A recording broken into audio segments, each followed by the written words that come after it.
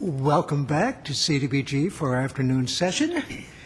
And for our next guest is the Community Parks and Services, the Senior Services Program, and Maggie Cavian. Okay. You want to introduce your guest, what you have with you? Good afternoon, Chair Cornell and Advisory Committee. I'm Maggie Kavarian, Community Services Supervisor with the Senior Services Program. Eileen Asayan, Case Manager for the Senior Services Program. Nice to have you.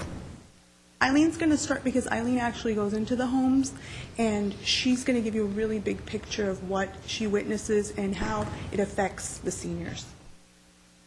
Good afternoon. Like I mentioned, I'm Eileen Asayan. I'm the Senior Case Manager for the Home Delivered Meals Program. We currently, what the Home Delivered Meals Program is, it's a meals program for seniors in our community who are homebound and frail. So what we do is we go in as a case manager, we assess their needs, and every week, weekly they receive meals from us. But aside from the meals, we do other services that they might need: mental health, transportation, access services, assisted living, or grief counseling. We currently have about 45 to 60 clients on our caseload, and these seniors, we are the only person they see, since most of them do not have family or have family that are not in our local area.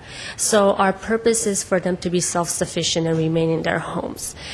Just to highlight some of the activities we've done for the seniors in this past couple of months is we actually had a food drive that we coordinated with other departments within the city, and we were able to fundraise and obtained about 60 bags of meals that we delivered to our clients. We also coordinated with Home Instead Burbank, where we did Secret Santa for our seniors, and we delivered presents to them. And to them, that was joy because, like I said, most of them don't have anything, and the items they requested were pretty simple as far as gloves or jacket or blankets. So the gloves were for those who probably don't have heaters or so forth, just to maintain the warmth that they need.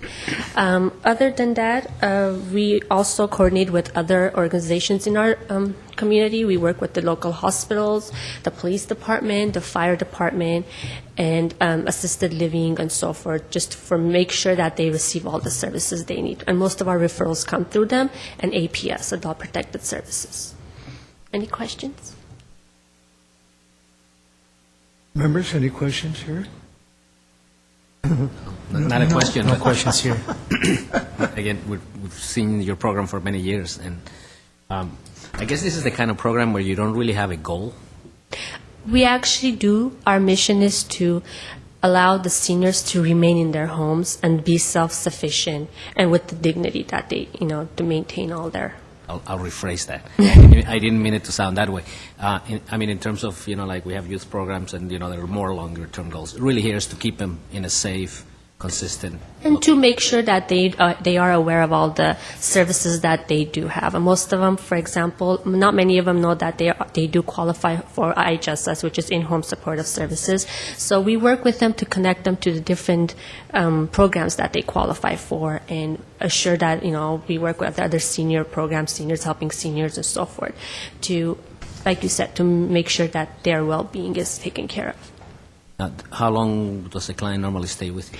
It's usually 3 to 6 months, depending on their needs. We do an assessment 3 months, 6 months, and if we see in 6 months that they may need it for another 3 months, we do make exceptions and go on. It all depends if the hospital calls and they've just been discharged, a surgery, so we go out there and we assess the situation. I have one here. I see a lot of your senior citizens now, I guess due to the economy, are veterans. And I wanted to ask, I didn't see it here, but you have among your staff a veterans counselor? Funny that you ask. Previously to what case manager, I used to work with veterans. I do have some knowledge of what the veteran services are for them out in our community, and we do refer them to the appropriate organization if they need to be in contact with them.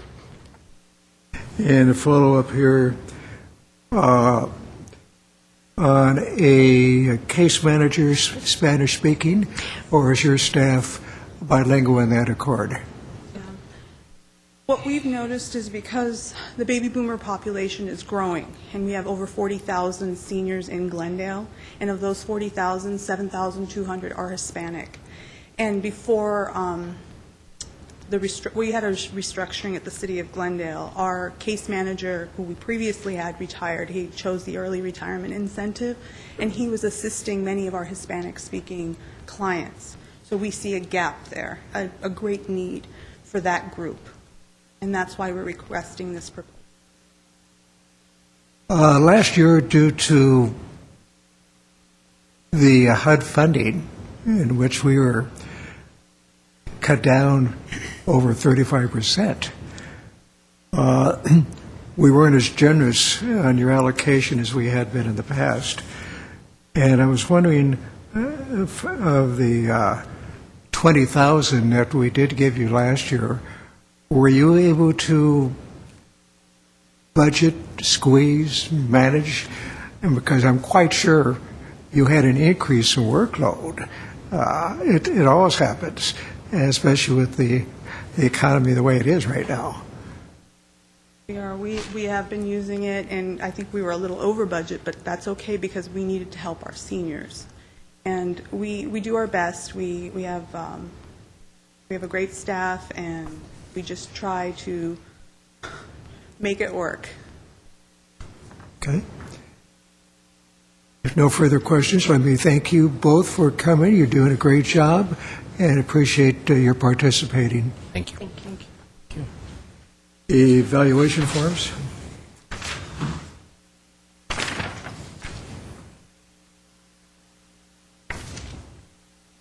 Okay. Our next guest is the STAR program by our very own police department.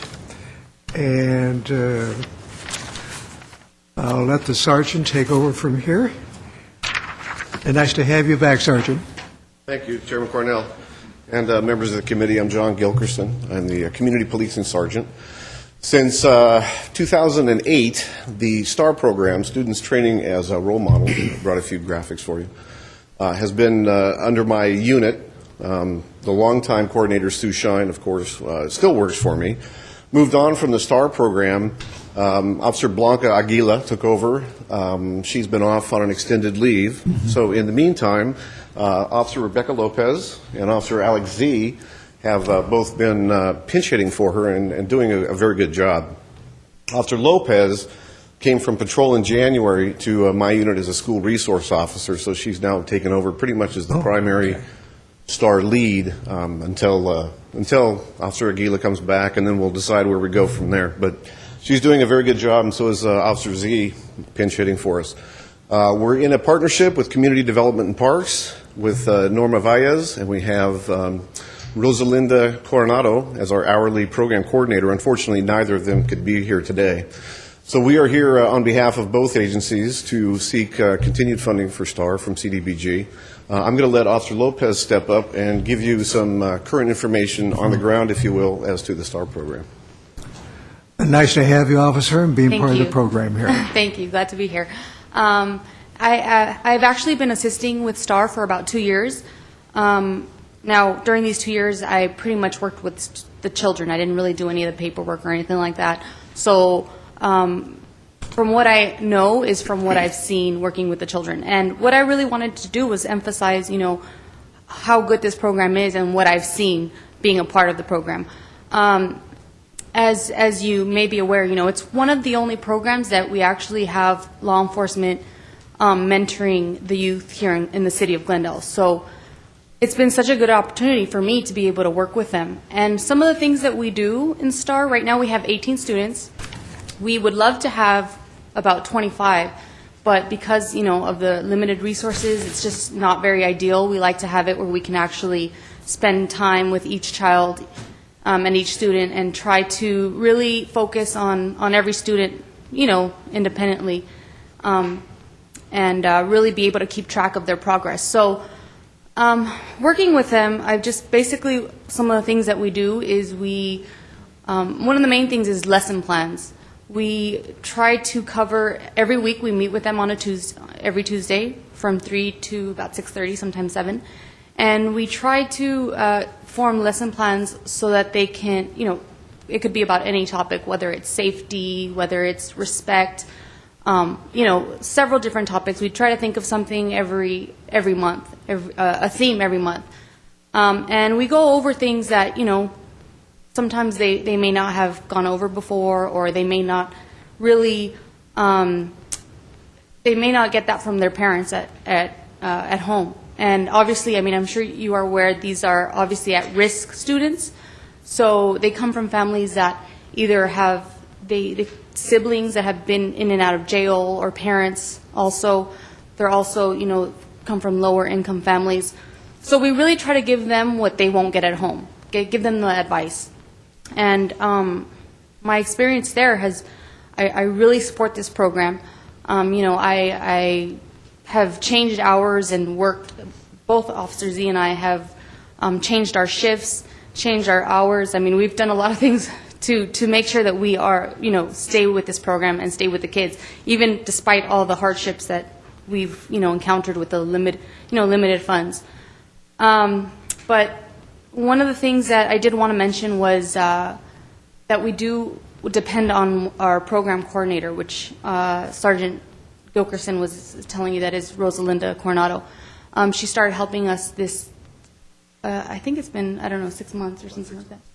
Okay. And without her, we really can't do very much, because I'm not sure if it's clear to you, but Officer Z and I have, our primary jobs are somewhere else. I'm actually the school resource officer at Hoover. I just started in January. So I can only dedicate a certain amount of time to STAR. And that's where our assistant, or the program manager, comes in handy. She's able to do all the things that we can't do, which, include collecting paperwork. There's a lot of requirements that we make in order for students to come into this program, and she handles all of that, all the implementation of the program she does. And just to, I really can't, I can go on and about how this affects the children, but I've seen so much, improvement through the children, and it's not an easy job for us, because sometimes they have, they have influences from their families or from students at school, but we really focus on trying to give them that relationship with law enforcement, and have that relationship where they trust us and they see that law enforcement is a good resource, and develop that, for them to develop that trust in us, so that they can want to follow a different life than their families. So I can't say enough about the program, but I really have had a pleasure being in the program. The officers that all work with the program, we have different officers that come, and assist. They all really care about the students, and it's just such a good program, and it makes a difference. And as much as I wish we could impact more students, unfortunately we can't, but even the students that we can, it really makes a difference. There's many students who would love to be in the program, and obviously we'd like to get more, but it's just, unfortunately we can't. But the students that do come in, they're great, and they benefit a lot from the program. Like Officer Lopez says, these kids come from low-income, high-risk families. What I want to mention is where the funding goes. Part of the program on Tuesdays include a sit-down dinner. I came from a low-income family as well, and when I was a kid, most part, we didn't have a sit-down dinner with my brother, my mom and dad, because my dad was always working and my mom was taking care of the house. So these kids, around 5 o'clock, we have a sit-down meal. Rosie, our Parks and Recs co-worker, she prepares a meal, so we all sit down together, all 18 students plus staff members. We sit down as a whole. That's our sit-down dinner, because a lot of times these kids go home and they may not have a sit-down dinner. So a lot of funds goes to purchasing the food items. Also, we do get generous donations from local restaurants, such as Domino's and California Pizza Kitchen. So sometimes, if we're lucky enough, we get that just to help supplement with the STAR program. And some of the funding also goes to our outings. We do one outing, usually on a Saturday, per month. These outings, although some are fun outings, such as maybe a music park maybe once a year or play for Christmas, some of these outings also include service outings where they would help clean up the neighborhood or maybe clean up the beach, pick up litter, pick up trash from the ground. And so some of the funding goes to, feeding the kids when we go out, or, possibly, I think, fuel or renting a van so we can transport these students to and from these places. So a lot of the money goes to just trying to the logistics of the program. And Officer Lopez and myself also help with the program. We purchase food with our own funds, too, just to help supplement the program. I really do enjoy the program. The kids are really good. I can't recall a kid that wants to leave. I always tell them, hey, there's 18 of you. Anytime you want to leave, you can leave. We have a waiting list of students that definitely want to participate in this program. Thank you very much. Thank you. So they've pretty much covered every point I was going to step back up for. What do they need you for? Not much, apparently. On the introductions. Knowing you, Sergeant, you never miss any details, though. Well, just to sum up, I guess their passion is self-evident. We've done this since 1995 when the police department initiated the STAR program. I'd like to say we have touched hundreds. I'd like to say we touch hundreds at a time. Unfortunately, it's dozens. But we touch, as both said, the low to middle income children down in the neighborhoods of South Glendale. Our partnership now with the Parks Department has made this something that was very precarious for a while, has continued to make it possible to run the program. The Pacific Community Center is provided to us. We have the support of staff and the Parks Department, and so as much as we possibly can with the staff we have, we touch the kids that we think need it the most. And I think that a lot of them are first generations going into universities. Who knows who stays out of problems in the future. We feed them into GYA, which is another cause near and dear to my heart. So I'll be happy to answer any questions. Any questions for the Sergeant? And yes. My only concern is with the comment, staff comment. There's a response to confirming the comment being correct that unless you receive 100% of the funds requested, this program will fail. There will be no program. Is that correct? No, actually, no. I believe what the intent was without funding, the program will cease because we just don't have the people to do it in the time. Decreased funding will cause us to just alter our system and Thank you. outings or what have you.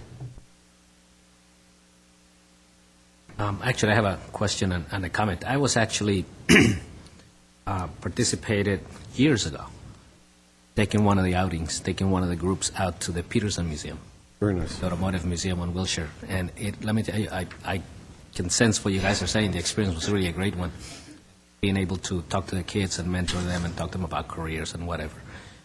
So I definitely value what you were doing, and I know how much work it takes. My question is, I know obviously you have a waiting list. If money was no object, how many kids could you serve right now? Well, we have sort of a self-imposed cap of about 25, only because of our resources, the time that we have with the officers and parks employees and the facility. If money was no object, we'd increase personnel, we'd increase attendance. Sure, But sure. I mean, I was to be trying to- practical and to really provide specific attention to the group, about 25. Yes, sir. Okay. And I'd like to suggest that in the future, I could help to do an outing to a racetrack where they can see teams at work and all that. I'd love to be able to help with that. Oh, we would be happy. That's great. I have one question, Sergeant, then a comment. I noticed here that you have your SRO officer back now. I know that was taken away a few years back. That's been reinstated? Actually, I'm down to the bare minimum. We had 7. When I got the detail, I had 4. I had 2 at Glendale High, 2 at Hoover High, and now I have 2 total, 1 at Hoover, 1 at Glendale. Okay. And Officer Lopez just took over at Hoover. Okay. What you didn't mention in what your officers do, besides raise their hand and serve and provide constructive comments and work, is that when they do this, they're not on the time clock. They do it on their own initiative because of it's in their heart, just like Officer Lopez mentioned, why she's there. So I just wanted to mention, have that factor in there, that it's the labor of love in providing the service that they do, not that they're getting paid for it being on the clock. Am I correct in that analysis? Yes. Frequently, that is the case. It depending upon work schedules and things, it's on the clock normally, but a lot of times it's done by flexing their hours so that their work hours get into that time. That's how STAR's predominantly been run in the past. Yeah. With Officer Z's DPU, downtown policing unit obligation, and Officer Lopez's SRO obligations. It depends on what we can flex, but we flex time as much as we can. The CDBG funding for the officers, or rather I should say it's not being requested for the officers. We're very happy that even on a small scale that you got the SRO back. I felt all along that was a very good bond between your department and the kids. And I know your colleague, I think she still works in your unit, Officer Sue Shine. Absolutely, yes, sir. Was very instrumental in that and did a nice job when she was there and helped formulate this, and was one of the creators of having this right now because of her work in the SRO field. So I'm very, very happy, even on a small scale, to see this back. Yes, sir. It's critical that we have the SROs. Not only do they provide security, they're mentors to the kids in school. It's a very worthwhile program to have, and especially today, with things the way they are, it's good to have somebody in the schools to protect the children. True. Yes. Sergeant wanted to, Ms. Officer Lopez? Some photos that we wanted you guys to see. Just a few. First, this is just one of the outings. We took them ice skating at Pickwick. Some of the things, the children really, actually several of them had never been ice skating. This was last winter, and most of them had never been. So we give them opportunities like that, they've never, otherwise they would never have the opportunity to do. We have a collaboration with Autumn Hills. We go about every month to meet with them. It's great. I mean, it teaches the students that they also have to give back to the community. To be honest, at first they were kind of uneasy about going over there. But we get them to talk. We tell them to ask questions, and they love it in Autumn Hills. I mean, it's such a great experience for them. So that's one of the things we do. We take them. They'll make them little crafts for the holidays, and it works out really great. And I'm quite sure the seniors enjoy it also. Oh yes, they do. They really do. I think they enjoy it more. Right. The kids, this is one of their favorite outings. We try to do it depending on the budget. This is why, the more funding we do get, the more the children get to enjoy. Camping, a lot of them have never done it before. We actually take them for about, I think this year we did 4 days, 3 to 4 days, and this is their favorite thing ever. And it always depends on, the funding, whether we're going to go or not. But we were able to go last year, and we did get some donations, thank goodness. And they love it. They get to sleep out on a tree house, and they play games. They love it. And then this is the graduation. We come here every year, and those that are, I think, either freshmen or have reached the 14, 15 age, graduate, and they really enjoy it, and it's such a privilege for them. It's an award, and they really deserved it if they lasted these whole 4 or 5 years. How long do they have to be in the program to graduate? It depends. It's age-based. They can get in as early as 9 years old, but by 14, 15, they can graduate out of it. Okay. By that time, the program is meant for just the age range between 9 and 14. Hopefully by then they enter high school with some things from the STAR program to help them become contributing members of society, as the program has helped them become mentors to others. Yes, Chairman Cornell, members of the committee, I think the single biggest attribute that the kids have instilled in them is character. From that comes, good citizenship and responsibility. So they get to go serve the elders at Autumn Hills. They get to go out on field trips once a month that aren't necessarily just fun, they're educational. And I think from our standpoint, police officers and people at parks who run this program are great role models. So. Well, Sergeant, I just wanted to say to you and your dedicated staff there, Officer Lopez, you're doing a great job. You said you can't get everyone. That's true. But the ones that graduate spread the word of mouth. It gets down to their peers. And I think before too long, you're going to have a waiting list there that, how can I accommodate everyone here? It's going to get to that point. So we want to thank you and your team for a great job. Thank you very much, sir. Thank you. Evaluation forms.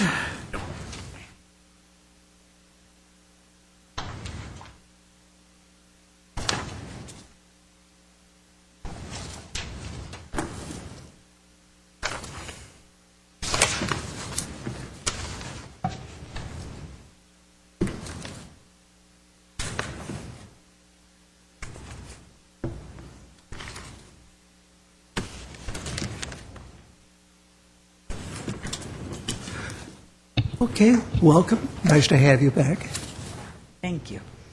Good afternoon, City of Glendale CDBG Advisory Committee members. My name is Sona Zinzalian, Executive Director of Army Relief Society.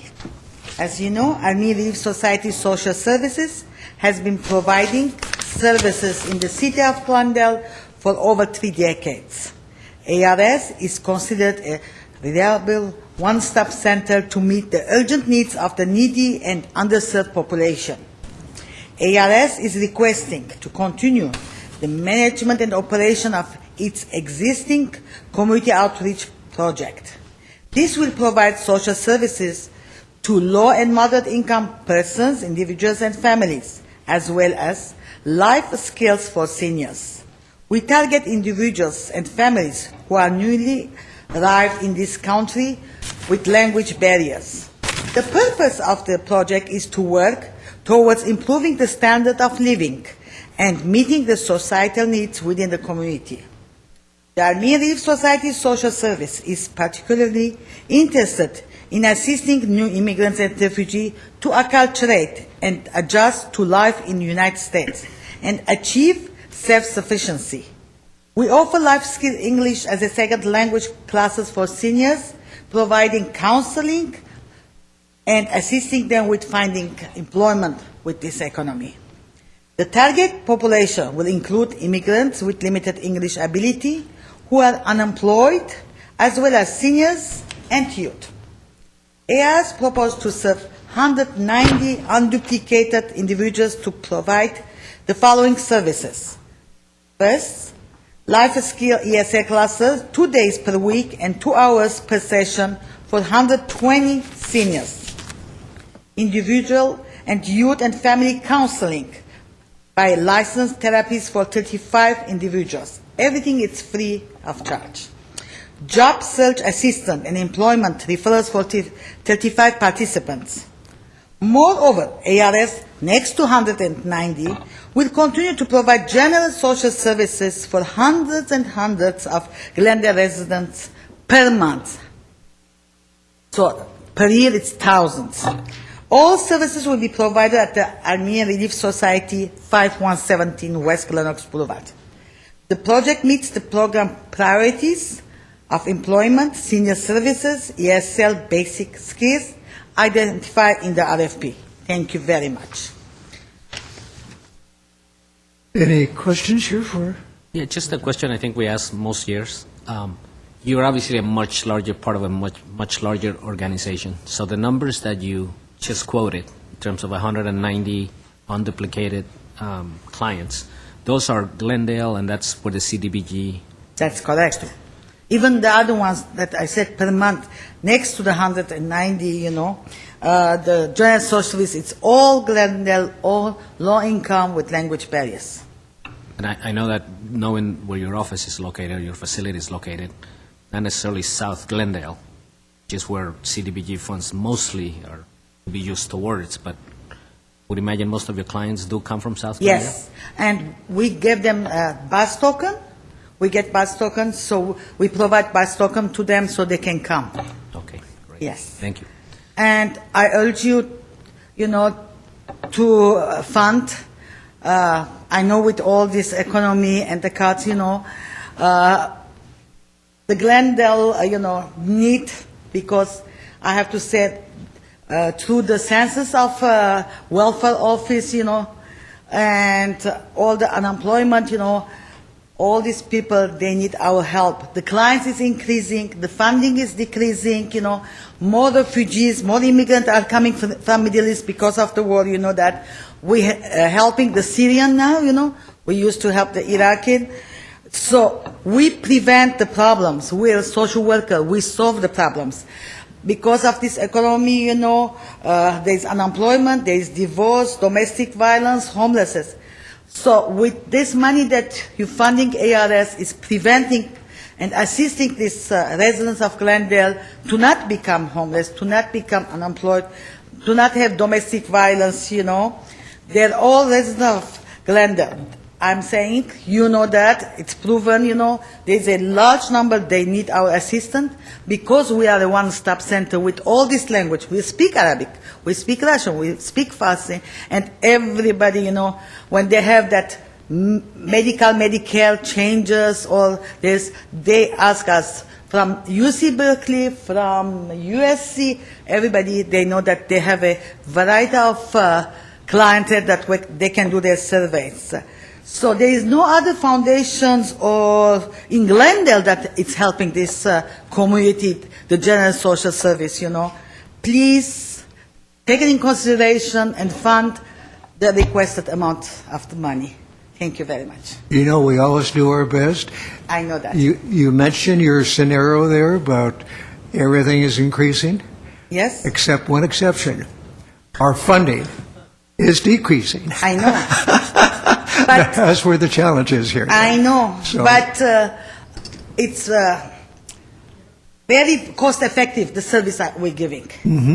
There are other, organizations that they're giving services. I respect everybody, but like if you're giving me $1, I'm doing like $400 worth of services.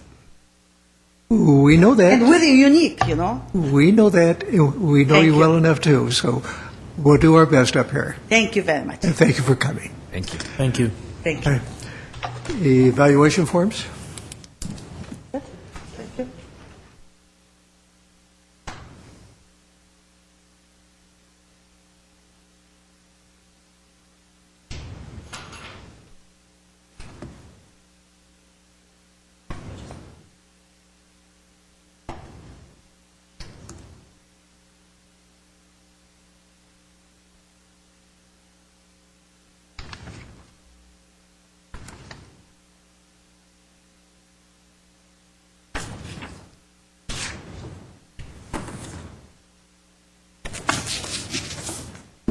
Thank you again. Thank you. Thank you. Thanks for coming.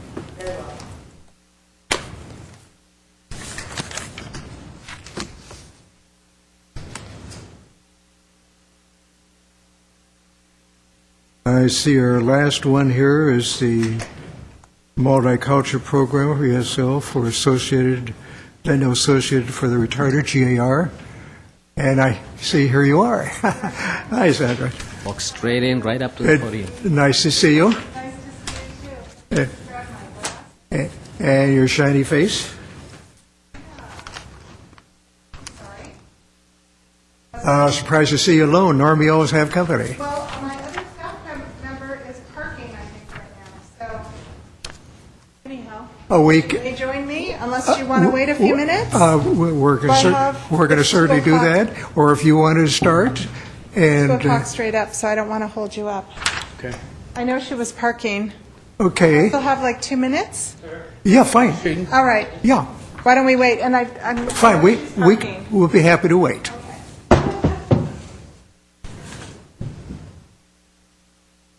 Yeah. I wanted to meet you in the plaza, but I'm like, outside, so...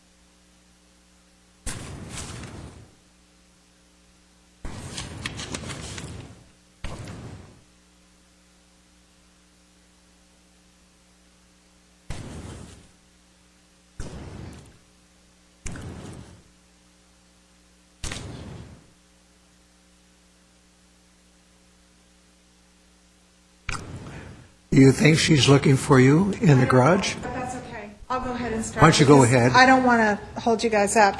Am I the last one for the day? Correct. Yeah, you're probably ready to go home, right? Not really, but The last but not, Least, the least right? forgotten, no. That's right. Okay. so go ahead. Okay. So, my name is Sandy Dowdy. I'm the Executive Director at GAR Services, and we're here to talk about our multicultural program, which serves about 30 clients at the center. And we have a program called VIP, which stands for Vocational Integration Program, where we teach various skills to our non-English speaking clients. Out of our 78 clients, there's about 30 of them that participate in this program, and the program started in 1995. I know that you all are familiar with the program. You've been over to GAR, but back in 1995, we started getting a lot of immigrant adults with developmental disabilities who were non-English speaking. So there was a need to be able to bring these clients into our program and communicate with them in the language that they knew. So over all of these years, we've had clients who have had some wonderful success stories because now they can speak English. They have learned skills to be more independent, which is what the mission of GAR is to provide programs and training to adults with developmental disabilities to give them as much independence as possible.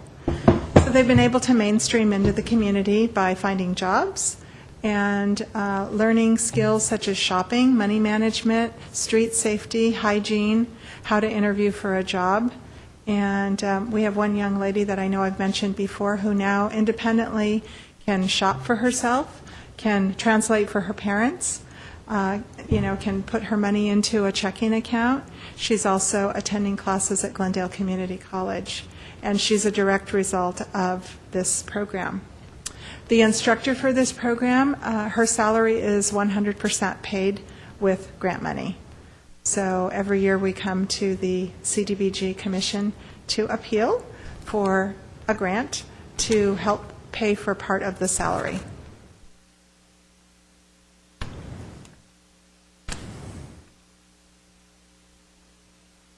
Do you have any questions for me? Okay. I just kind of gave I you was in a going to wait nutshell. for your colleague to come in here, but okay. I don't know where, she's probably still looking for parking. I don't know, but that's We can okay. address your concerns here as far as what you spoke on. Okay.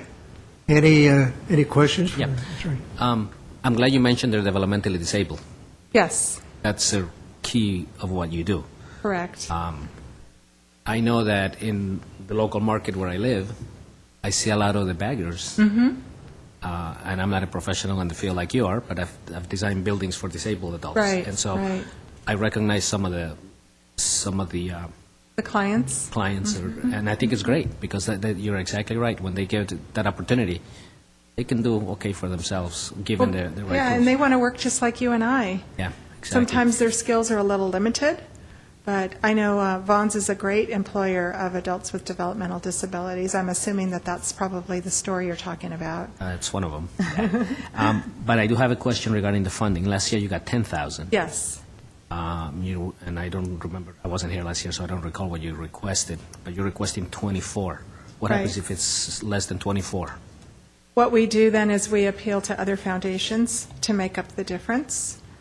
We really hope in the budget that we can get at least 10,000. I mean, I know that we ask usually for more because if you ask for less and you need more, then that's not a good thing. So we generally ask for more, and in hopes of getting, $10,000 to $15,000, which would be great to help make up the difference. Now, the person whose salaries this is helping to pay for, Right. how long has she been with GAR now? She actually started in 1995. She was the first instructor. She's here. And Annie, this is Annie. Annie is Annie Vartanian. Hi. Hi, nice to have you. Annie is a new staff at GAR. She has only been with us since August. August. Just of- 6 months. Yeah, so she's our multicultural counselor. She took Salpy's place. You probably have remembered meeting Salpy. And Annie joined us in August. She had actually volunteered at GAR for several years during her school breaks, and she graduated with her degree in psychology, and we hired her after Salpy resigned. So she is fairly new to the organization as an employee, but knows the organization because she worked there as a volunteer. So, I'm sorry, your question again, Efren? You answered it. Did I It's- answer it? Yes, Okay. thank you. Any I further have no questions? question. I have none, unless your coworker wants to say a few words here, since you came in after. I shared a little history Okay. about how it started. Okay. Yeah, the multicultural program is a great program. It helps the clients learn English. We primarily teach them English because that's the skill that they need the most, because now that they visited, they moved from their former country to this country, we realized that they need English to become more independent. And it helps gain them independence and to speak clearly with the supervisors and express their needs. For example, we have a client, Karine. When she joined the program, she could not speak a lick of English whatsoever. But with the program, she is now able to attend classes at Glendale Community College. She is now able to translate for her family. She is independent. She can go out shopping.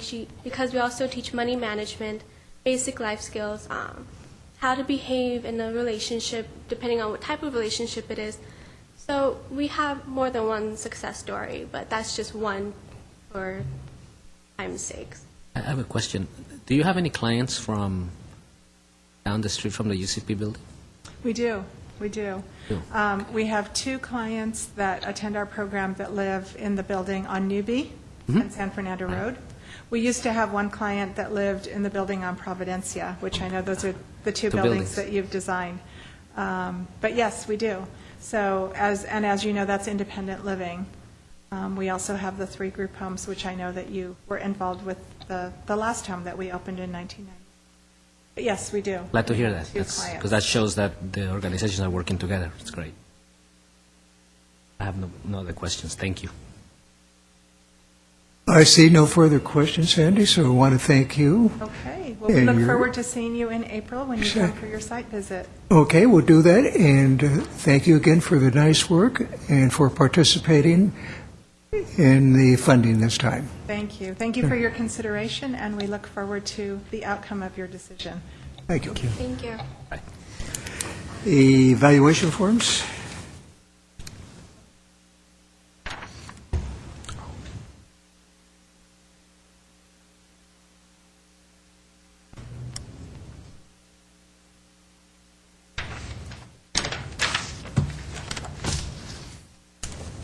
Now comes the stuff. Please don't remind.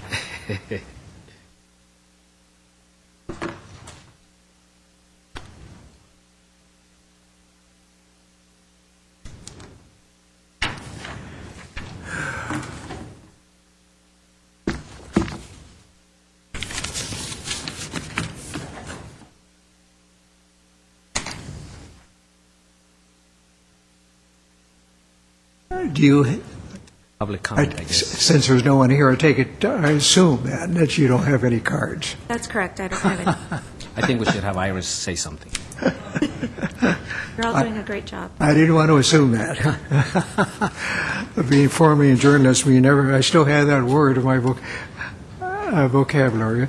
I'd like to make a suggestion. I don't know Don't about you assume. guys, Please. but I don't need a break. I don't need a Okay, break either. no, We've had plenty of no. breaks. Well, why don't we just get into this here Get so right we to can it. allow more time here. And just get right into it. Okay, let's, some ground rules here. I mean, you don't need to raise your hand, just go at it, and just only give the courtesy of the person to let him finish speaking first that has the floor. Okay, let's first of all start with the recommendation, if there's any of us that have any one that we don't want to Barely? find. Is there anyone? Can I make a sort of a general observation? Yeah. And there's really nothing novel about what I'm going to say. This is a recurring theme that this is my fourth allocation meeting, and we've always discussed this. It's the 1,000-pound elephant in the room. We have to talk about it. So if I may, just take 2 You may. minutes. Okay, so the amount that we have available is $277,000. Correct. That's out of a total fund of $2,067,000. Admittedly, $2,067,000 includes the CIP portion of it also. But speaking purely in percentages, the amount that we're looking at right now constitutes 13.4% of the total fund. All the other money has been either pre-designated or there's some kind of an expense associated with running the program and so on, running the fund and so on and so forth. So we have only 13.4% of the entire fund available for us to designate today.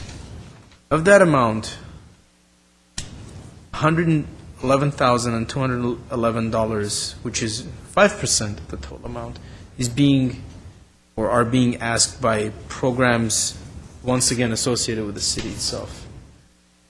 So we have not only the pre-designated amounts, but we have the city basically coming to us and asking for almost half of what's left over. Am I the only one who sees like a problem with that picture? And unfortunately, all of them are fantastic programs. And I was going to say... There's no fat there. There's nothing, no luxuries there. Right. There are no luxuries. It's all pure service. It pains me to even be talking about it, but somehow it's not palatable to me. There's a difference that I see. Right. And I agree with you. When you first look at it on the surface, it's exactly how it appears. Right. With the one difference that the social service programs always come in front of us, always make a presentation, and are here competing on an even basis. Absolutely. So the other difference is that they have been coming to us like UIA for 16 years. So, and that's before current council philosophy of pre-designating funds. They didn't used to do that at the time. And so city projects, CIP projects that the city wanted to build would also come in front of us. Right. That's where I personally have taken issue with, because I think they need to come in and compete on the same place. Yes. So I don't feel as bad I don't feel quite the same about this social service as I do CIP. Sure. That would be the only thing that helps me get through that. Right, exactly. And with that in mind, we can commence unless someone else Well, has we any. can do, the first thing we can do is, do we have a consensus of some organization that we may not want to fund period to begin with? I can think of one Okay. that I think, I wasn't here last year, I understand they were here last year. But given the priorities and the overall numbers that we have, I would suggest that for the moment, we put aside, let me find it, mental health access for Glendale. Oh, that's not the one, I'm sorry. Let me come back to that, because I want to make sure I give you the right one. Which is the one that's, not the one that is going to be Are located? you referring to the GIFT? The GIFT one. program, Health Number for 9? All for Health and Health for All? Number 9, is Yeah, that? that's the one, number That's the 9. one you're referring to? Number 9, yeah. That's the one I had in mind as well when I asked if there was any that we wanted to consider and not fund in here. And I want to say, it's not a commentary on the program or what they want to do, but it's more an overall view at the priorities, and I think that other youth or organization services that I think are more critical. So there's a redundancy in the service I think that's there's a being bit of provided. redundancy, and I also think that it's probably not as much a priority, and it's a need as some of the other ones. I feel it's been duplicated. It's how I feel. Do we have consensus on number 9 here? Let's set it aside and let's look at the other numbers, and then Okay. if we can come back, we'll come back. Okay. See, we have It another is, group of students with our city clerk. You want to come up and? is there, or do you want to get up here again? I'll make a really quick introduction. Always enjoy having you up. Thank you. We are giving a tour to the students from Daly High School, the Dragons. Right. And they've been learning about city government, and it's a particular pleasure to see that the CDBG Commission is in session. And if you have any questions, they've already designated who their representatives will be to come up and introduce their group. Is this, Artie, is this the same group you had earlier? No, Oh, this is the second group. The second group, okay. They're from the same school. And I think we should also invite up the teacher to come up. and Oh, yes, yes, by all means. Who are our designated speakers? Come on up. You got a frame and go ahead, right? Is this the last session, Artie, or do you have another session coming? This is the last session.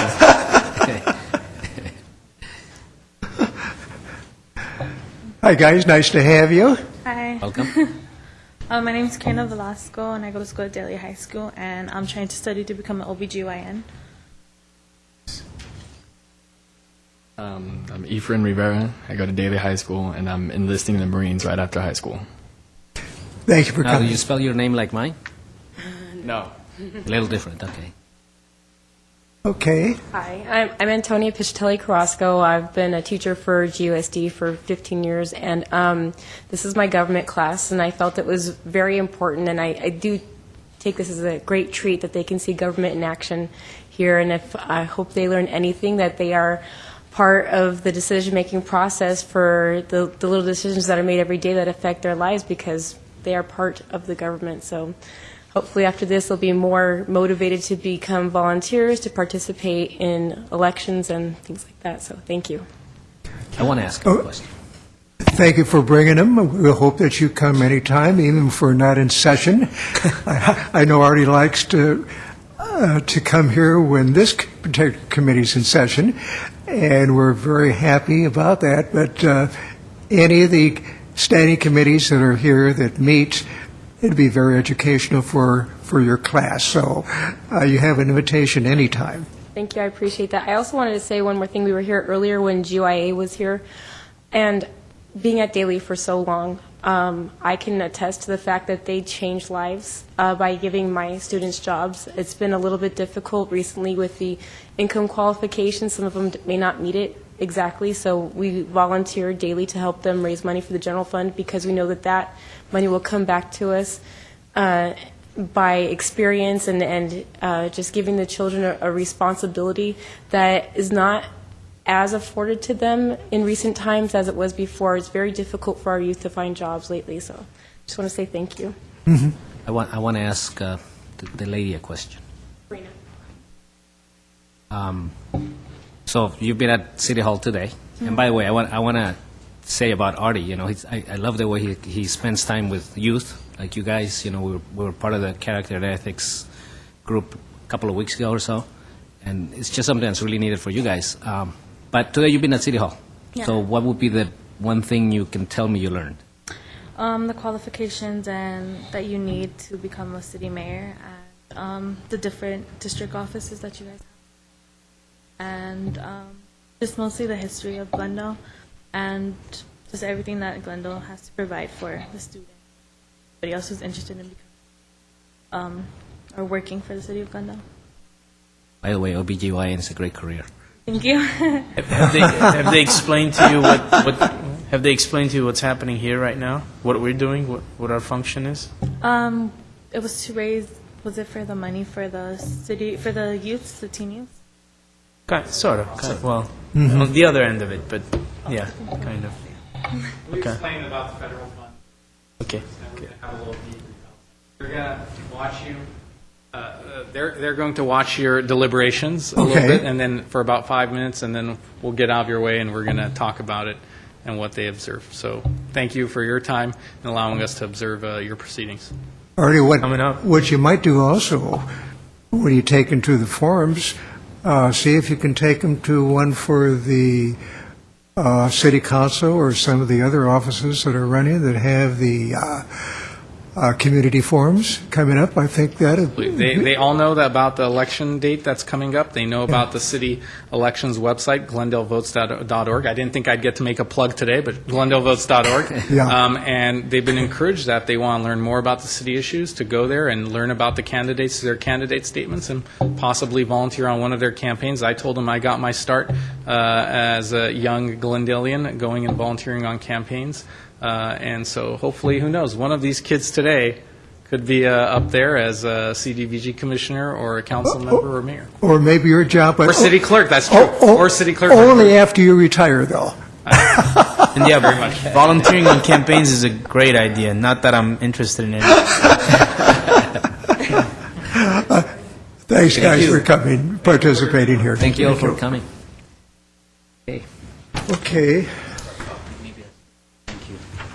Oh, that's great. That's great. Thank you.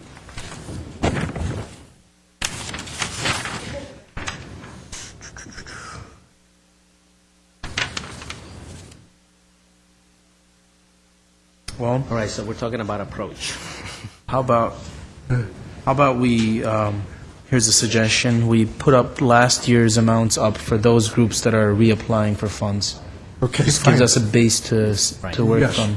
I agree with. Before we do that, is there any others besides number 9 that we want to hold as far as funding at this time, or put on a hold basis?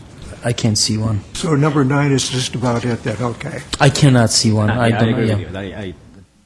All of the other ones we've seen year in and year out. Yes, very meritorious groups, all of Okay. them. Was there, and I don't recall, but was there one that maybe was asking for a lot more funding as a percentage than any other year? I We don't can, think we that- can look at the yes. numbers. We have this list in front of us. It's not just one. They're quite, Well, a lot of them are asking for requesting funding beyond what we allotted last year. If But we is there look at the- one that, If we look at the summary list of 2013, 2014 CDBG proposals, it lists EYA is both one? Yeah. both requests, both last year's and this year's, next to each other, and we can. I can see GYA has a large, about $34,000 difference. in their GYA, request. yes. That's one. And, right, and that's why my suggestion was to put up last year's allocations as opposed to this year's request or last year's request, but what we actually provided, what we ended up designating for them. Right. If we look at last year's total, Right. total allocated was 296,000. Right, it's actually more than we have available this year. This So time. even then, we have a much higher. This is point to actually start with. one case where I would say, which is something we never did over the last few years, where you could actually come down across the board and it would still be fair to every Right. organization, if we chose to do that. Right, because we We have. still need to go. Yeah, exactly, Further. exactly. So, So have we do we done have that? Have last we put year's up last there? year's- You got last year's up there? Mr. Okay. Chair, just again, as I mentioned to the committee again earlier, because you asked a question about, percentage cuts are fine, but some will get hurt more than the others if you Right. cut. So again, it's Right. economies of scale that this was deliberated on hours last year. Right. And I think these are pretty much the limits that are safe for any agency to sustain itself. Further cuts to anybody would make it really challenging to some of them. So again, it's the hardest thing to do is to look at programs that you may need to cut. And when you look at, for example, Fair Housing Program, $9,000. Yeah. That's a program that gives a lot of bang for the dollar, I think. Right. And there was the other one for $9,900. Recall where that one is. Okay. So, Housing Now, Path Ventures. I mean, I know personally at those two, I would say we just need to keep them where they are at minimum. Which will mean, well, we can't do that, because even if we keep, unless there are less, are there any groups that applied that received funds for the current year that aren't applying for funds for next year? No. So even, we can't do that. Even if we keep them even if we do not allocate any money for the 2 extra groups that are applying this year that were not allocated any money last year, we still have to cut $20,000 for everyone. So I want to, maybe we should pose a question to Mr. Carrillo. How do we, if we have reached a level of sustainability for each one of these groups, how do we cut 20%? How do we cut $20,000? And not that that's the route we're going to take, but we have to cut the $20,000. That's unavoidable. We have to balance. How do we do that? Well, again, one way certainly is to Eliminate the whole program? eliminate a whole program. Good Lord. I have a question, because you're talking about eliminating a program, and I wasn't here last year, so Glendale Housing Now, Path Ventures, they had no funding last year. Did they apply last year? Yes. Why didn't they not get any funding? It just wasn't enough funding. Again, Just This is what happened. I think Of the CASPs process. and Path Ventures We had were eliminated because 35%. there was no funding. You lost 30% funding last year. Yeah. And this is about 7% cut, so it's more and more challenging for... And they're both solid programs that have been in front of us time and time again. I don't know about doing it again, that's all. Well, not only, it's worse than that, Gary. Not only do we have to do that again, in theory, I'm not saying we're doing it, but we have to cut other programs, to eliminate other programs, Either to make eliminate up a the program 20,000. or spread it across everybody a little. And we're being told by staff that we can't really spread it across. Well, I think Yes. Oh, yeah, Mr. Duran? Mr. Chair, Commissioners, if I may, you can spread it across evenly, as Committee Member Olivares has suggested, and yeah, maybe this is the year to at least see what it looks like, and maybe start off with a 7% reduction for all of the programs, and that would balance out the funds we have available, and maybe use that as a point of reference, and then going back one by one to see if you want to keep that 7% cut, or which ones you don't want to absorb the cut, and then which projects would offset that as a point of reference. Otherwise, I'm not sure how we'd be able to start. And the thing about the homeless or housing projects, I think another idea related to those is, in most cases, because they're homeless housing projects or transition housing projects, they do have other sources of funding that they also get from the city of Glendale. So CDBG funds would be leveraging other funding sources they get from the city. So it probably wouldn't be as critical as organizations that don't get any other source of funding from the city except CDBG. Can you identify those projects? Can we have someone list the projects that are the housing projects that can have other funds leveraged? Door of Hope would be one example. Which numbers? Number one. Number one? Glendale Housing Now, Path Ventures would be another. That's 4. Example, that's number 4. Number 12 is homeless outreach. No, that's outreach and case management. That wouldn't be a housing project. Probably just those 2. Those 2. Yeah. Okay. Those 3 then, huh? 2, just 2. 2? 1 and 4. Number 1 and number 4. Number 1 and 4? Okay, okay. Yeah, those are two programs that also get housing money from the homeless funding source. Okay. Well, since, assuming that we go that route, Okay. since Glendale Housing Now was not funded last year, we're really looking at the $19,000 from Transitional Housing Program for homeless women, and that would actually make us flush with the money that's practically, right? We're something a little over $19,000 short of last year. $19,900 that we're Okay, short. so $900. Okay. Let's talk about that a little bit. Yes. On the housing for women and children.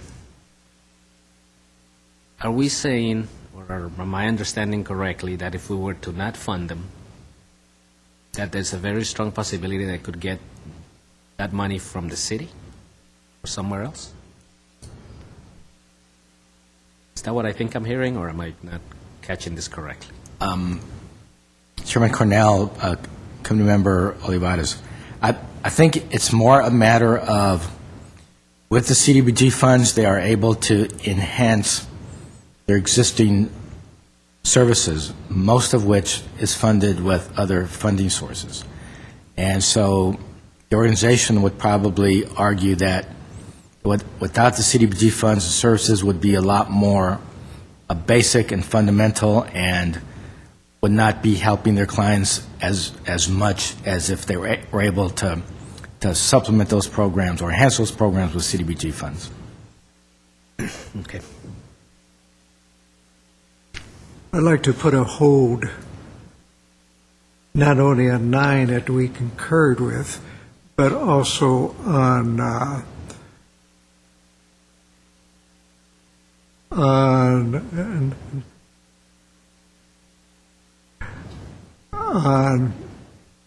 on 6, which we did not fund last year. 6 was We did funded fund last year. What, you're referring to number 4, which we did not fund last year? Number 4, correct. Okay. How about number 1? Number 1, right now I'm for leaving it as is until we go further down. I'm hesitant on number 1. Okay. So I'd say let's just leave it in here for now. Okay. What do we do next? I'm okay with 4. What do we do next? See, here's the problem. We are put in such a position where, and of course, given the fact that all these organizations are here year after year, so we know them, we trust them. Staff has found no substantive problems with any of their applications. This is becoming somewhat of a mindless exercise in spilling the least amount of blood while doing this. It's horrible. But instead of discussing the merits of each one and who should get more, who should get less, we're thinking, okay, who are we going to cut more, or who are we going to cut, period. That's exactly why I feel like, and it's something I would have never said in the past, but this year I actually feel like we can spread what we need to cut. We need to spread across the board, and with the caveat and respecting Moises's comments about everybody is on a threshold right now, operationally and providing services, and if there's an organization that, given the amount that we allocate, if we go this route, can't function, I'm sure there's a period of time by which they have to accept or decline the allocation. That I'm not comfortable making that judgment. I know that Moises's comment comes from being on the street with them on a daily basis, and he sees how they operate. He can see Sure. He can see what's going on. Sure. That's why I respect his comment. So I don't want to be making that judgment call. Who might be or not. I'd rather let them say, okay, this is what we're able to give you. Is that okay? Can you work with that? Back to us. Well, since we're here now, that the only person who can respond to that question is either staff or us, because technically, how else do we do that? Well, no, what I'm suggesting is that if we go the allocation route of spreading it across everybody, now it sets the numbers. They're all going to be watching this, and they're probably watching right now. They'll know what's being allocated to them. And those watching, if that number is going to force you to close your doors or force you to not provide that particular service, then I'm sure that they'll let Moises know and let staff know. Which means we'll have to reallocate some funds later, but I seriously doubt that's going to happen. Okay. Well, so even before we decide whether we're cutting an entire program or just simply allocating the loss throughout the programs, we have to make a decision with respect to, for example, number 7, which is an entity that was not funded. They were eliminated. They became a victim of last year's 33% cut. So, again, before we even engage in the other exercise, we have to make a decision as to them. Yeah. Because if they're up to be funded, then we're looking at a whole different type of funding. And I will say to that, I think they need to be funded something. Okay. Prior to last year, we've been to the especially now in this climate of mental health and early intervention and all that. I feel it's particularly critical. Okay. And that particular group has always had a passion for what they do, and they do it. I was sad that they didn't get funded last year. Okay. So I think we need to consider something. On that note, I concur. By the way, we have to vote everything unanimously this time around, right? Because otherwise, we won't have a quorum. Okay.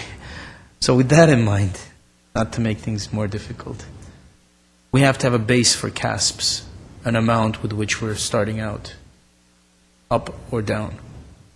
I would say So $10,000. Okay. 10,000. Sounds good to me. You It guys sounds, concur? yeah, sounds like a good starting place for me. You okay with that, Gary? You okay with 10,000 as allocated to CASPs for the moment? Correct. Okay. Yes. So let's look at the That'd numbers be- now, the total numbers now. That'd almost be 44 right there, then.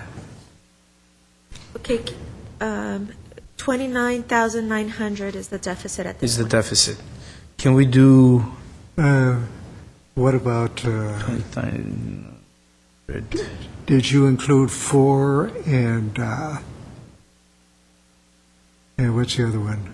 1 and 4 and No. 9? 4 and 9 have not been allocated any funds. at Right, I this thought we point. decided that we're not allocating to 4 and 9. 4 Didn't we and set 9, that yes, as- that Yeah, was we set correct. them We had it on aside, hold, yes. But we didn't say we would not fund it. Right. So I would like to put that on the record right now. Okay. 4 and 9, if you could delete those two, then? Those have not been given any funds at this point. There's nothing to delete. So there's nothing There's to zero. delete. They're blank. Oh, they're blank, okay. Yes. Okay. Okay. So how do we do this? $29,900 is the deficit. And we have how many groups? 15 group, no,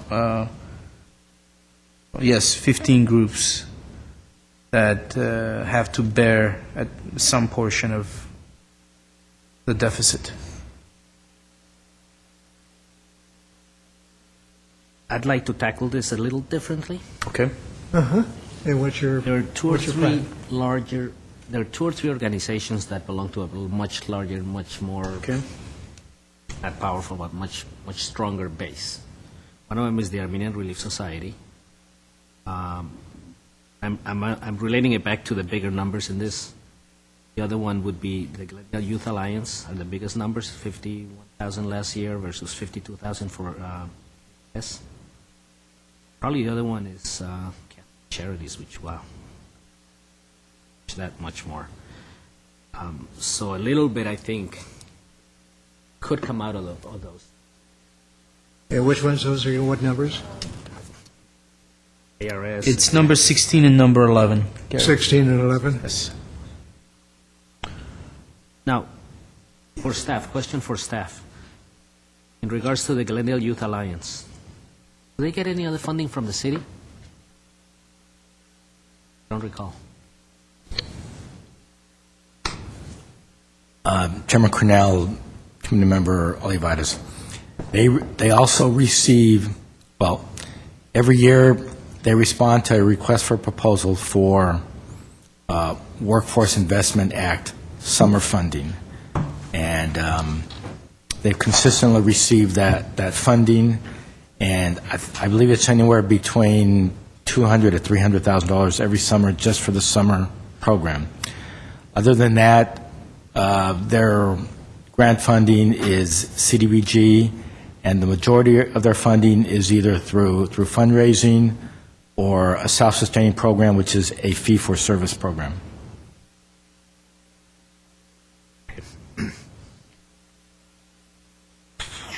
So with all that, the fact that UIA only how strong the city feels about Right. youth Right. currently. I mean, so the bottom line is no. well, no, that's our decision to make. Well, but what was the answer? I'm sorry. The answer was that GYA does receive, I mean, they exist with city funds, right? They also receive Workforce Investment Act funding, but that's not guaranteed either. Every year they have to reapply for an allocation, and so there will be competing proposals this year for the summer program funded with WIA funds. Okay. Okay. I know well, I actually don't. Do you remember what, this is a hard question to answer, but do you remember what the ARS was allocated in the 2011-2012 year? So 1 year, not this for this year, but the year. Do we remember that? Do we have a record of that? I don't remember, but I have to say that it was a lot. It was more than 50. It was. I think it was close to 80, and I know that last year they were. I think they lost percentage-wise. They were the group, other than those that were eliminated entirely. They were the group that had the highest percentage cut in their funding, and for the same reason, because theirs was a large chunk. Of course, at the same time, they provide services to close to 2,000-3,000 people a year. So, my fear is, are they being now becoming a victim of their own success, so to say, in terms of providing services for a whole lot of people? Well, if we're short 29,000, we spread that across the board. What does that mean? Let's do the mathematics. What does that mean? I'm still not clear about that. So, in other words, what does it do with the numbers? Obviously, we're going to balance out, right? And we're going to be faced with the same situation of, is there a One particular more. organization that? What's this? One more? Oh, sorry. So how do we spread that out? We look at how much, what percentage of the total fund they're receiving this year, and then allocate. Fancy calculator. Okay, so who's the math whiz here? Well, they can do it on the. I'm sorry, what was the direction that was the one that given? has a calculator. Just as an exercise. Yeah. If you took the 29,000, actually, even if you just took the 29,000 and just divided it by the number of It's organizations. 15. It's the number's 15. 15. So, and then subtract that from each one. Okay, can we do that? I think that it's not going to work out, but let's try that, because the smaller funds are going to be impacted. Oh, yes. It's not- Much it's more. not- But maybe it's a good starting point. Again, It's maybe not a we can- consistent. right.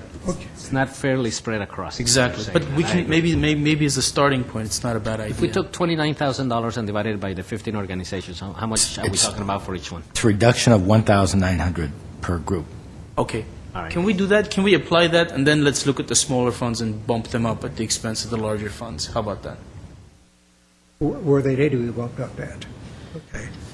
Yeah, I mean, a group that's receiving 9,000, it's almost Right. unconscionable for us to be reducing 1,000. Yeah, 1,000, whatever. That's kind of where I was going with the idea of looking at the bigger organizations, Like Camp, working from the top down. Okay. Camp Well, Rosie. this way now we have another base to work with. Yeah. Like Camp Rosie doesn't need a bump up, though. Does not need? No, does not need. I need a bump up or a bump Does not need a bump up. But no, this is a bump up after an application of a $1,900 cut. Oh, okay. So everyone's being cut $1,900, but we're only thinking of it in terms of providing a workable base for us to maneuver with. See, you look at Camp Rosie. Okay, so let's look at the smaller funds. Let's first. look at the smaller funds that we're not going to cut. Now, Camp Rosie is not going to be cut. And that's number 13. Well, what we've done, Gary, is we've applied the $1,900 across the board to the 15 groups. Now we want to look at the smaller funds and bump them back up. Okay. Because, again, like you said, Camp Rosie, how much can you cut, really? Yeah. So let's look at which groups we're looking at first. Okay. We go from the top to the bottom. Their housing program. Start with number 1. Program for Door of homeless Hope. children, $19,000. The current funding is $19,000. Could they function on $17,000? But why are you starting with 19,000? Let's look at the 9 and 10,000 ones. Okay. Let's deal with them first because they're the most impacted at this point, right? Does that make sense? Right. So the first one would be Fair Housing Program, Housing Rights Center, number 6. Number 6. Can we bump them up $900 right off the bat and then move on to the next group and then we'll revisit? You mean make them 9,900? So make them, well, they're at 9,000, so this way they're, right now, where are they at right now? 7? God, I wish I had my glasses. So we're on number 6, is that correct? Yeah. Yes, so Okay. they're at 7,100, are they, number 6? No, number 6 is 9,000. Yeah, Gary, but we've applied a $1,900 Oh, you did reduction. fine, okay. So 7,100? And that is for number... Number 6. Number 6, yes. At this point, 7,100. So can we, Let me say something about that. Yes, Mr. Chair, we need to make a correction. Initially, I took the $29,000 and divided it by 15 proposals, but there were only 14 proposals. So we have to redo the math. Okay. So $29,000 difference. divided by 14. It would be $2,071.00. Say $2,000. $2,071. okay, just apply that and then we'll use that as a base. Now, fair housing. Okay? That's an interesting one. Because they're being paid to handle primarily phone calls Mm-hmm. with housing-related issues on behalf of the city. Mm-hmm. They are not here, they don't have an office here. It's somebody in a remote location that manages a critical thing for the city, because the city doesn't have the ability to do that. My gut feeling is they could probably absorb. What it means is there'll be Okay. a little bit less services to the city in the housing support. Okay. I'm okay with that, so long as Mr. Carrillo thinks they can administer this fund. And it's challenging because I think if we had 11-12 or 12-11, you would see where really your starting point. I think your starting point is based on last year, and last year was a 30% cut. So you really are, fair housing would probably not even, I don't know if even that amount figure there would suffice for them to maintain a contract with the city, and then the city would have to... Yes, like at some point you're doing so much paperwork. I mean, this package alone Right. gets $7,000. Right. Well, But then we would be in trouble with HUD if we didn't provide them. Okay. They would make the adjustments. Mr. but, Carrillo, what's the bare minimum that you can do? Well, they were We're funded at- haggling like merchants. They were here. funded at 9,000. That's probably where the minimum was. At least for them. At least for the standard. So we're talking about program. them here. Yeah, just them alone. Just them. Yeah. So you think it's Just to below say- 9,000 is... Yeah. They leverage a lot. We have to leverage some funds. And fair housing this year is going to be more challenging because there's some new legislation that's coming out for fair housing. It's actually out now, so we're going to have to do a lot more emphasis on fair housing this year. So I think they're going to be... Okay. We did cut them drastically last year. They were over 20,000 last year, I believe. So I'm for holding right now at what we funded them last year, at 9. Okay. And what happens if they get eliminated again? Fair housing? Yeah. then the city would not be in compliance with HUD. Whoa, okay, well, We wouldn't get any money. can we just, Which means, I think, the city would have to do something to be in compliance. right, we would lose HUD funding, wouldn't we? We would lose CDBG funding, wouldn't we? No, no, no. We will be in non-compliance. We wouldn't lose funding until we rectify that. But again, you don't want to cause, CDBG funding? Yeah. Yes. Yeah. that's Or any funding, of course, but the city does not have the general fund to fund this program. Okay, how do other cities do it? They allocate more than 9,000. They allocate at least 20 to 30,000. We're the only city in LA County that has a number that we're able to work with fair housing because of our work with them, our staff that does some work. But again, we're still at a limit that we need to provide them at Make least sure I sufficient. understand this. Let's make sure we understand this. So right now, the city is in compliance with HUD in terms of providing fair housing advice by the fact that this committee allocates funding to the fair housing group, correct? Correct. Okay. So it's kind of a hostage situation. if you Yeah, we went through this last year, this exact same analysis, yeah. Here, okay. Yeah, I think we were thinking of eliminating the program last year, and then staff said, Yeah. you eliminate No, no, this, but- we're not in non-compliance. Okay, but So it hasn't changed. it hasn't changed. But here's my point. That's not necessarily the way that every city is supposed to comply with that requirement. Okay, The other cities do not always hire an outside organization to provide those services. okay. They either put it as part of their general fund, correct me if I'm wrong, or they have a department that handles it within the city. It doesn't have to be done this way. Okay.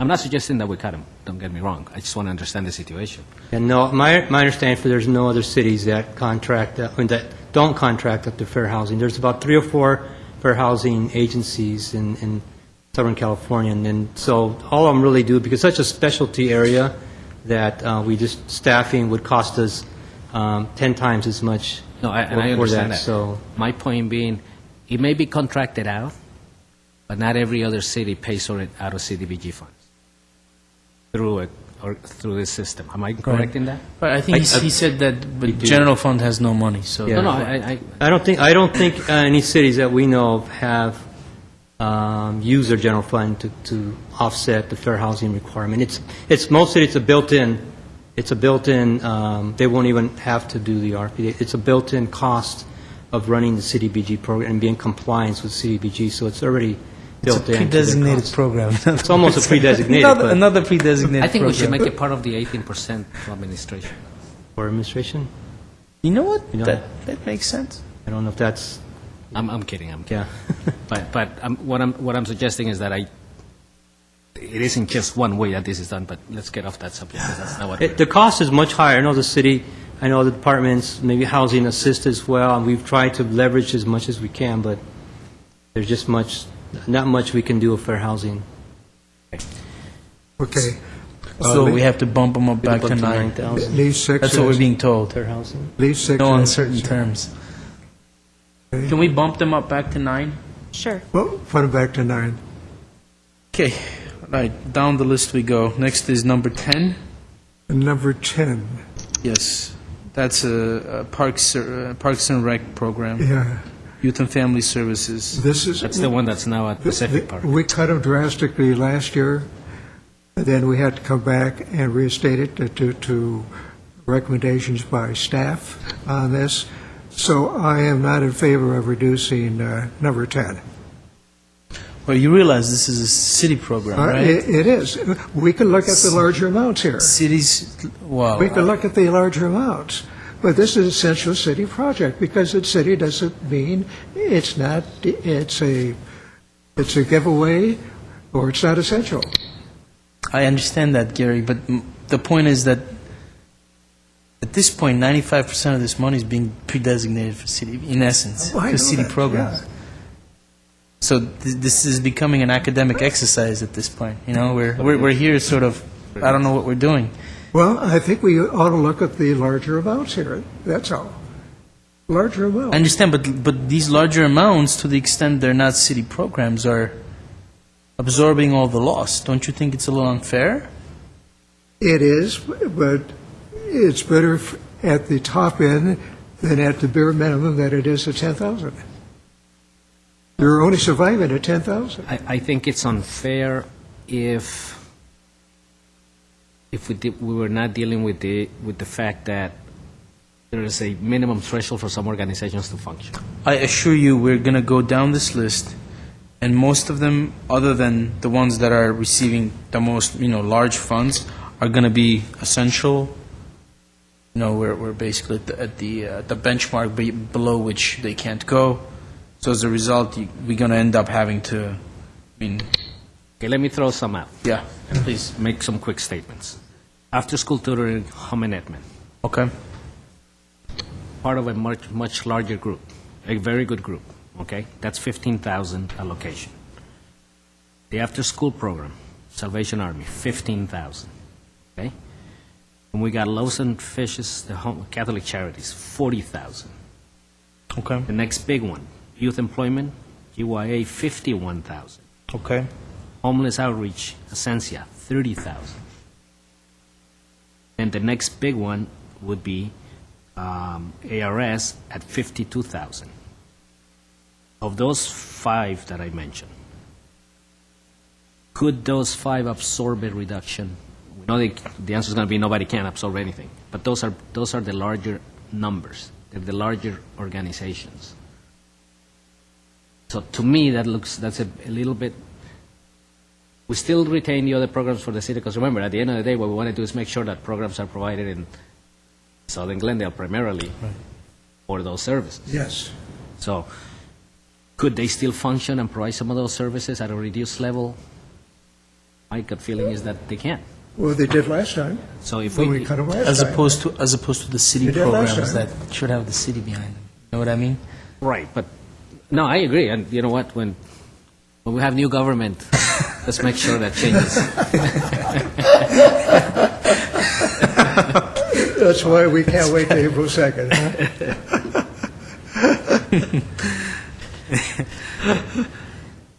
Do a little math for me. If you took the 29.5 and divided it by 5, what would it be? Well, it's like almost like $6,000. At which point, some of these that are receiving 15,000 would be left with nothing. Salvation Army and Home and Edmen would be left with $9,000 each. So, for discussion purposes only, if Home and Edmond got 10,000, could they still provide services? Maybe they should be here and answer that question. No, but I mean, just for discussion Right. amongst ourselves, we've all been there. I've been there a number of times. I've seen how many kids they take care of. But again, it would be at a reduced level. Could the GYA still function with $6,000-7,000 less? Yes. I have to believe they could. Yes. It may mean that a few youth Youth are being will no employed. longer have the ability to have those services. But we got to do it somewhere here. My feeling is that a little bit of the larger organizations are in a better position to absorb some of these reductions. That was my premise here. So, okay. Director. Well, why are we, okay. All right, so Okay. for the fairness sake, why are we not looking at, again, these are all great organizations. Right. They do essential. And Why they are we have a not track looking at, record. for example, Ascensia that has No, 30,000? that's one of the ones I mentioned. Well, that makes it 6 then, doesn't it? Okay, yeah. You I you wasn't- need those again, what he mentioned? 3, You wanna- 4, So- 5, 6. Yeah, so that would make it You want to 6. mention so- those again? That's about $5,000 reduction to Yeah. each of those six. 4,833. Yeah, Mr. Duran? Did For you? them, it makes a huge difference. The organizations. I was going to mention 29,500 divided by 5 equals 5,900. But by 6 is 4,800. And, yeah, I'm not going to make any friends on this one. How about, I know we went through this last time. STAR program, 15,900. So they're, again, we're cutting everyone else. They're in that zone apparently that we're looking at. So should we The zone put them Salvation Army? into the mix? That'll reduce everyone's cut by a little bit. I'm not for that. Well, I'm speaking just Right. more of the passion of the program. Let me make this suggestion. okay. What if we took the 6 that I mentioned, Uh-huh. and we reduced them each by 5,000? Okay? And let's look at each one. Okay. So let's, Okay. name them all, please. I have to go through them again. Chair Cornell, members of the committee, I want to make sure I'm on the same page as you are. At this point, the projected spreadsheet is reflecting a reduction of $2,071 to That was all across the board, except we bumped up housing rights to the $9,000 that was given this fiscal year. Correct. Am I understanding that you want me to return everybody back to current year's funding? Not yet. Not yet, It's yeah. just still in discussion. Okay. But you're on the right track, apparently, So but the not yet. 5,000, I wasn't sure if it was on top of those 2,000 or... It will be. Oh, I see. Okay. Do you have the 6 that Efren mentioned here, the 6 that he was referring to? So it's Okay, number, Yes, let's I don't, start- I'm a little confused about that, too. Start So from let's do the it. 6 that you're referring to. number What- 5. Number 5. How about number 3? I thought they were in the mix, too, because they're at 15,000 also. No, there were the 6 I mentioned. Let me go back up. So it's ARS number 16. 16? I had home and admin, which is, where's home and admin? 5.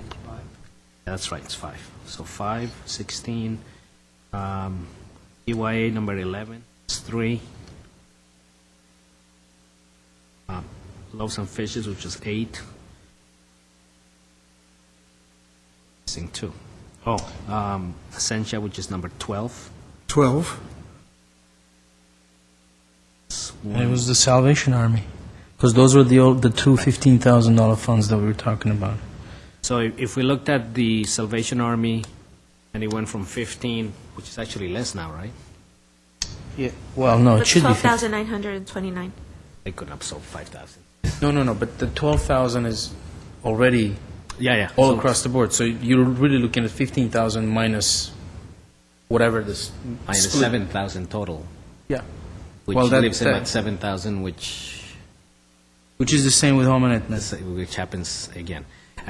This just keeps throwing me back to the fact that the smaller organizations, I'm almost saying anyone that is at about 15,000 or less right now, almost can't touch. Just give them the across-the-board reduction and hope that they can still provide enough services with that. And then for the other 29.5 that we need to reduce, look at the top 3 or 4 large numbers. Because those are the bigger organizations that should be able, I think, to absorb. Okay. Now, what Okay, about well, those? let me ask you this.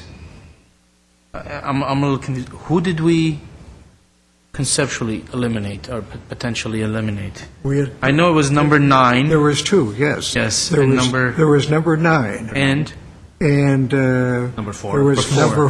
Which was a 0 because... Number 4. yes, so those Four are and those nine. the only ones? Correct, 2 of Yeah. them. 9 and 4. So how do we end up at 14? 14 entities as opposed to 15? I know Healthy Kids is a new agency that was not funded last year. Okay. Which is number what? Yes, so that's there we go. Now we're Number 2? Mm-hmm. Okay, Yeah. That's So if I go back to what I was suggesting, okay. now I would say we take the 29.5 and we spread it across 16, 16, 12, six- 11, 12, 11. and 11. And what's the third one? No, it would be 3 of them. Oh, Those are okay, the 3 large ones. 16, 12, and 11. So 20, what would that do? just If you take how much? well. Then you have I'm sorry, but you have the Door of Hope that's receiving $19,000 at this point, and they maybe we would should stay. include that. So yeah, yeah. I mean, at some point there has to be some fairness in I this agree. process. I completely missed that one. You're right. We reduced to, So that would be 29.5 divided by 4. 30. 7,375. So if we looked at those organizations, with a further reduction of 7,000, roughly. Loaves and fishes, Catholic Charities would go to what? So we're starting with number They would go to about 30,000, 8. correct? Well, 33,000.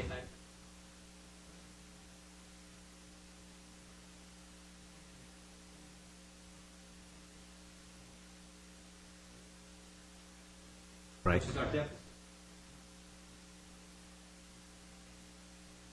Right, that's the goal, yeah. Yeah, try it. That's one version, yeah. Okay. Let's just try it and look at it. We're not suggesting that's what we're going to do. yet. Okay. Okay. Uh, So Catholic Charities would go down to 30,554. Are you adding Catholic Church? There are 4, 8, Yes. 11, 12, and 16. 8, And 1? Did we include 1 in there? Yes, we did. Also 1. So it's actually 5. 5, so So it is split by 5. 5. I'm sorry. It's actually 5. We missed 1. Okay, let Okay. me So do the let me recovery. repeat them again. 29,500 divided by 5, 5, correct. It's 5,000. 5,900. Okay, and we would apply them to the following. To number 1,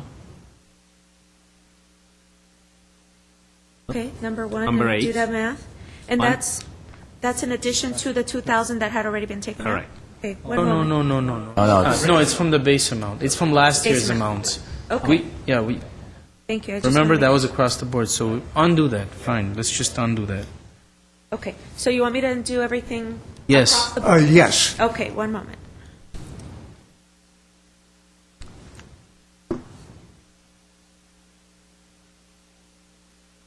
Except CASPS is there with 10,000. 10,000, yes. Thank you. So we're at a deficit of 29,900. Okay.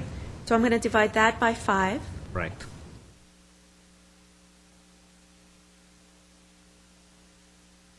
That would be 5,980. And you want me to start with number 1? So Yes, please 5980 apply is them, yeah. 66,000. We got to Yeah, balance that. Okay. let's look at the numbers. So that's across number 1, Number 1 would be reduced to 13,020. okay? Number 8, Number 8 is starting at 40,000. I'm sorry, I missed 5 also? No, 5 you never. No, I'm sorry. Not No. 5, not 5. Well, hold on. If 5 isn't, no, it's not. We're not touching the 15,000. You're right, you're right. Number 8 is next. I'm getting confused by my own notes here. So it's 1, 8, So what's 8 at? 8 was at 40,000, and it's going to be at 34,020. okay, and then 11, Okay, number 11 is starting at 51.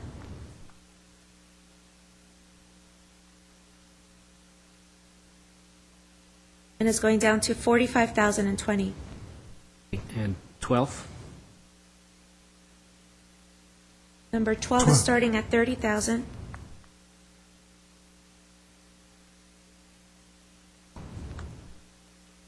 And is going to 24,020. okay, and then 16, What's the last one? 16, 16? Number 16 is starting at 52,000.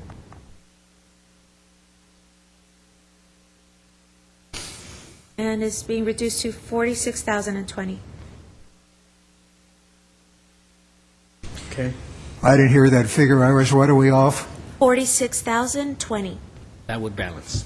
And then you're balanced at that point. Okay, and I have another proposal now. Just to do comparison, is look at all the funds above 15 and go through the same process, but with a larger pool to cut from. All above, all above, not including 15,000. Well, 15 and above, I mean. 15 and and above, yeah. And see if the blow is softened and whether these groups that are, especially the smaller ones, still retain their integrity. That's 9 of them. So Can we do this over again, Yeah, except divide the 29.9 by 9? Okay. So we're going to cut from 9 groups now. 29,900 divided by 9. 3,000 322. Okay, so So can we, now, you want to identify the nine? 3,300. Identify the numbers. Okay, so it's number 1, 1, 3, 3, 5, 5, 8, 8, I'm sorry, number 11, 11, 12, 12, 14? 14, 15, 14, 16. 16. 14, 15, and 16. What's the la- 16, that's right. What's the last one? 16? Okay, so can we do the math now? Sure. Give me just one moment. I actually like that idea. A little bit Let's look at both Just a lists little and bit. see which one's more painful. This is a, less paid. yeah, less, They're well, all- yeah. they're all Firstly, painful. l- They're all exactly, less painful, really. painful. Depends how we look at it. Right. Okay, so I'm returning everybody back to current year's funding, putting CASP at 10,000, and now I'm going to take 3,322 from 9 agencies that have been identified. Yes. What is that figure, Iris, that we're off? We're not off. The total deficit was 29,900. That number So doesn't now- change. That's a constant at this point. So now I'm going to take away 3,322 from the 9 agencies that you have identified. Starting with number 1, okay, they're starting at 19,000.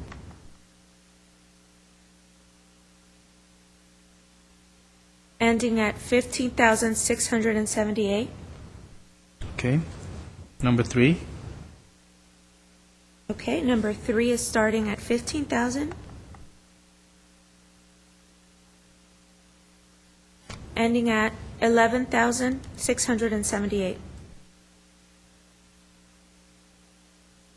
Number 5 is starting at 15,000 as well, so it's also ending at the same amount, 11,678. Okay. Number And 8. number 8, 40,000 is the starting amount.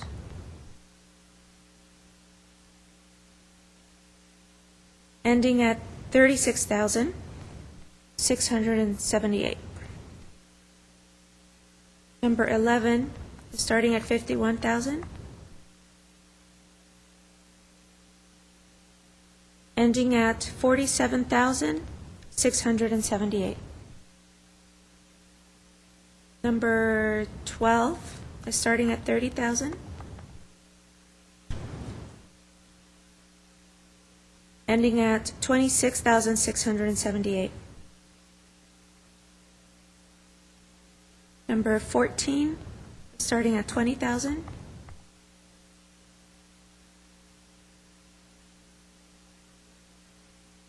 And ending at 16,678. Number 15, starting at 15,900, is ending at 12,578.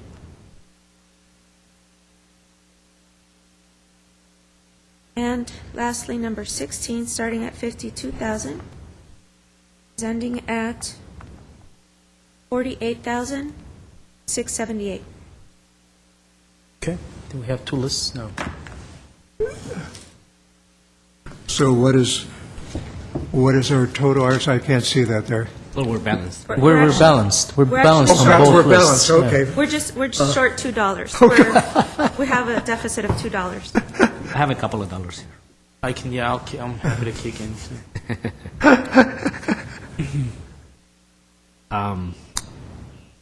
I feel much better this way. Okay. However, personally speaking, there are 2 programs that I hate to do this to. One is the STAR program, and the other one is Catholic Charities. Yes. That's just personal opinion. Well, Catholic Charities, so- either way is, Yeah. I mean, again, this is, listen, I can tell you, I mean, I have programs that I, And you're Catholic. have a thing for it too, but again, it's about just how do we allocate this in the most equitable and fair manner. Fair and balanced, yeah. Yeah. And I'm comfortable with the last one. So your preference is for the second list? Correct. Mr. Cornell, I will go with whatever you're comfortable with, because these are two lists of horribles, and we're choosing the least harmful of the lists. This is the hand that we're dealt. I would move that we use the latter one. Okay. Did you hear that, Mr. Cornell? Yes, I heard it, and I concur. With the second list is more preferable to you? One or the other. I mean, I can just second it, but I want to make sure that we're on the same page. We always do these unanimously recently. So. With the one effort just went over, I'm comfortable with that. Well, was that the first or second? That was the second. Second, I'm comfortable with Mr. that. Olivares is proposing. Yes. Okay. And that's the one we balance out on, right? Yes, and by the way, again, we're not going to make any friends today, and like we did last year. But no matter how we cut this, it's a horrible list. I mean, this used to be a great, fun advisory committee. I actually have a suggestion. I have a suggestion for next year. Well, Okay. Yeah, please. I'll make it. I will second your motion. You want to make a motion? So I made a motion Yes. to use the last option. But we have a comment. Can we? You can read it off. You're short or you're over? Can we seriously? Can we not contribute $2? A check? I'll Put it on my credit card? No. Okay, $2. Just take them out of the very first one at the top. Okay, he's okay with it. Mr. Peters is okay with it. Oh, are you here? $2. That's not why I did it, by the way. That's where you stick around to give us the okay, huh, Can we Jim?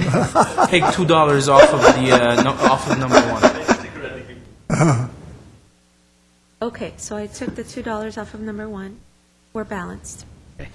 So that's my motion. My motion is to approve funding. How do I put it? Per Okay. the last discussion. Do I have a second on it? I do second. You did fine. Mr. Olivares' motion. Have Yes, a, I've read. have a I point, cannot see them from here. You read them out? Why Sure. don't you read them out? have a point of information. Hold on. We need to first read them down. Go down the Oh, list. that's right. That's what I was going to ask. Yeah, fine. Okay. Sure. Okay. Transitional Housing Program for Homeless Women and Children, Door of Hope, $15,676. Mental Health Access for Glendale Public School Students, Glendale Healthy Kids, 0. The Zone After School Program, the Salvation Army, $11,678. Glendale Housing Now Path Ventures, 0. After School Tutoring, Homenet Men Glendale Ararat Chapter, $11,678. Fair Housing Program, Housing Rights Center, $9,000. Intervention Prevention Clinical Group Counseling, CASPS, $10,000. Loaves and Fishes Homeless Prevention, Catholic Charities of Los Angeles, Inc., $36,678. Glendale Individual and Family Treatment, Gift, All for Health, Health for All, 0. Youth and Family Services Program, Glendale Community Services and Parks Department, $10,000. Youth Employment Program, Glendale Youth Alliance, $47,678. Homeless Outreach and Case Management, Ascensia, $26,678. Camp Rosie, Rosie Goes to Wall Street, Commission on Status of Women, $10,000. Senior Services Program, Glendale Community Services and Parks Department, $16,678. Students Training as Role Models, STAR, Glendale Police Department, $12,578. Community Outreach Project, Armenian Relief Society of Western USA, Inc., $58,678. That doesn't sound right. 'Cause we started at 52,000. How do we end up with 58? 48, I thought. 48.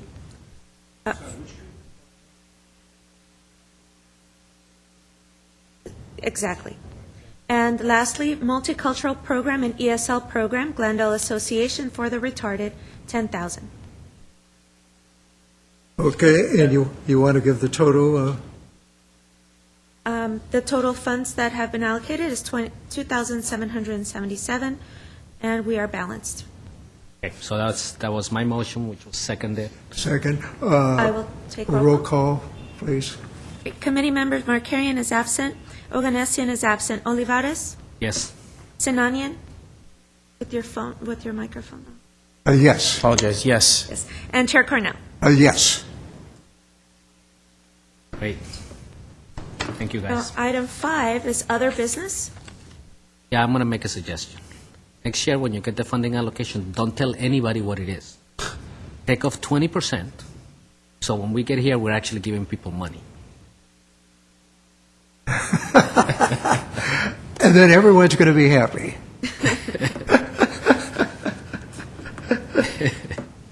But you know what this really highlights? As long as this federal government continues to cut, it's going to reach a point where all these organizations are going to go, this isn't worth the effort. Well, we're going to be out of business.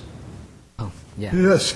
We're going to have to sign up for other commissions or something. Yeah, that's- But it's true. I mean, at which point is it worth all that work, even for the staff, to go out, for us to go out and see these projects in real life?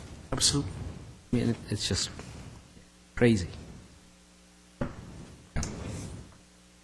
And remember, this year's funding is likely to be cut. This year's, not next. I mean, this year's funding may still be cut. The current funding current that we've funding. already Yes. allocated from last year. Right. And people think they actually they're entitled to that money. I mean, groups, I mean, I don't mean. And then we have the fun part doing it again. But hopefully, I mean, I'm sure the organizations are looking at what we did and probably will see that. When does the city get, the council get the recommendations? When do they get published? Well, let me get the schedule. Second. Because hopefully if there's an organization that really has an issue with the allocation, then we're going to have to reallocate it.